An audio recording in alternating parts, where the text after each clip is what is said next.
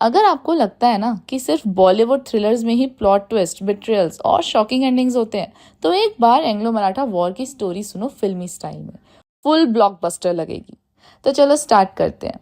यहाँ हीरो था मराठा एम्पायर, जिसका ड्रीम था अखंड भारत, और विलन बने ब्रिटिश ईस्ट इंडिया कंपनी, जो सिर्फ मनी, पावर और पॉलिटिकल कंट्रोल के पीछे भाग रही थी। 18th सेंचुरी तक इंडिया में मुगल एम्पायर का चार्म और रुतबा ऑलमोस्ट फिनिश हो चुका था, और स्पॉटलाइट शिफ्ट हो गया मराठास के ऊपर। शिवाजी महाराज ने एम्पायर की फाउंडेशन रखी थी, और उनके बाद पेशवाज ने उसे नॉर्थ से साउथ तक स्प्रेड कर दिया। लेकिन लेकिन लेकिन लेकिन जब भी कोई हीरो राइज कर रहा होता है, तो विलन का एंट्री सीन भी पक्का होता है। और यहाँ विलन कौन थे, अब आपको आगे पता चलेगा। तो अब शुरू होती है first Anglo Maratha war 1775 to 1782। Anglo यानी ब्रिटिशर्स। यस, इस सीन में विलन थे और इस पिक्चर में विलन थे ब्रिटिशर्स। पिक्चर की शुरुआत होती है एक फैमिली ड्रामा से। पेशवा की गद्दी पर कौन बैठेगा, पेशवा की सीट पर कौन बैठेगा। अब ये पेशवा कौन है, पेशवा वर्ड का मीनिंग क्या है। Basically Peshwa was like a prime minister of Maratha empire. तो इस पेशवा की पोजीशन को लेकर घर के ही लोग फाइट करने लगे। रघुनाथ राव, जो खुद पेशवा बनना चाहते थे, उन्होंने सोचा कि क्यों ना अपने घर के लोगों को ही बिट्रे करता हूं और ब्रिटिशर्स की हेल्प लेता हूं। उन्होंने ब्रिटिशर्स से बोला, हेल्प करो, रिवॉर्ड तुम्हारा।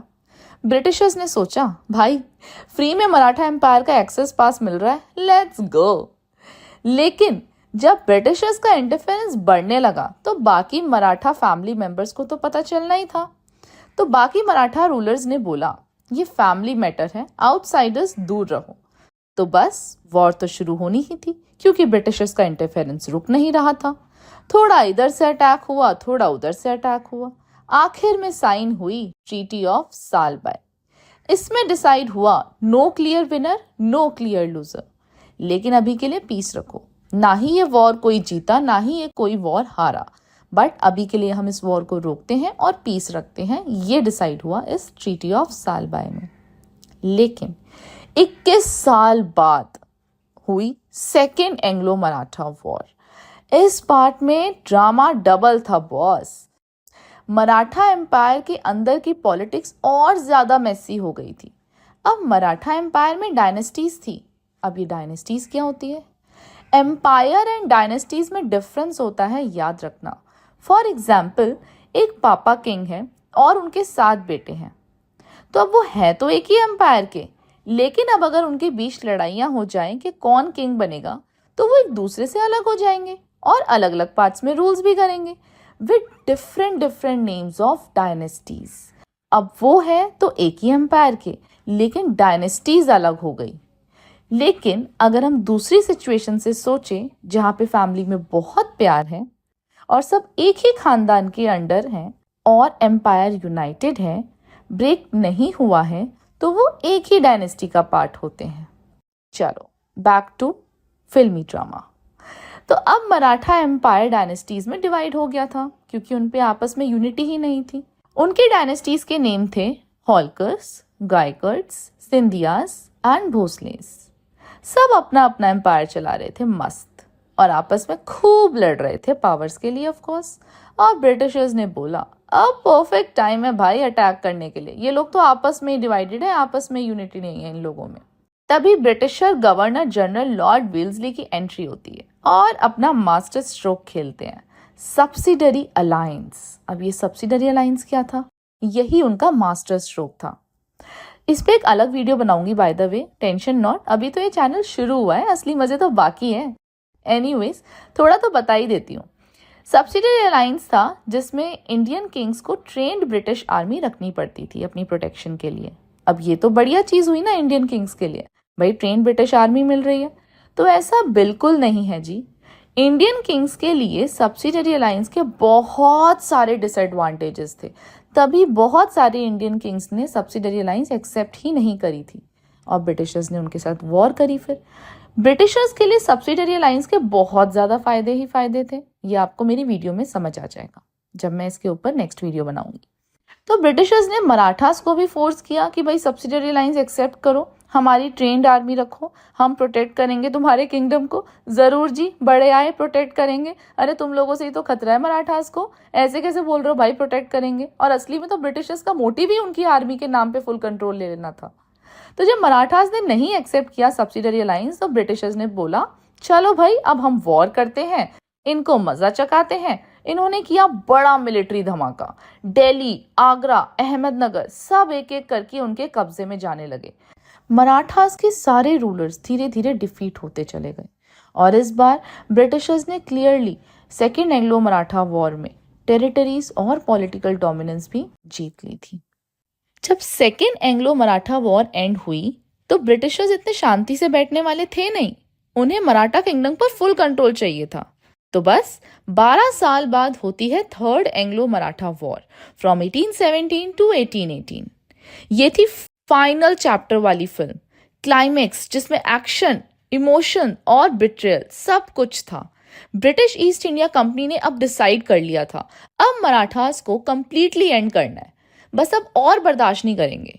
और दूसरी तरफ बाजीराव 2 के मास्टर प्लान चल रहे थे। बाजीराव 2 वैसे उस टाइम पे पेशवा था। अब बाजीराव 2 को लगा कि ब्रिटिशर्स सर पे चढ़ते जा रहे हैं और अगर उन्हें रोका नहीं किया तो मराठा लेगेसी खत्म हो जाएगी। इसीलिए उन्होंने एक सीक्रेट एंटी ब्रिटिश अलायंस बनाना शुरू करी। अलायंस यानी फ्रेंड्स। तो एंटी ब्रिटिश फ्रेंड्स जितने भी थे उनको साथ उन्होंने एक टीम बनाने की कोशिश करी। लेकिन ब्रिटिशर्स को एनी हाउ पता चल गया कि ये चीजें चल रही हैं उनके खिलाफ। अब ब्रिटिशर्स ऑलरेडी फ्रस्ट्रेटेड थे बिकॉज एक और प्रॉब्लम उठ खड़ी हुई थी, वो थी पिंडारीज की।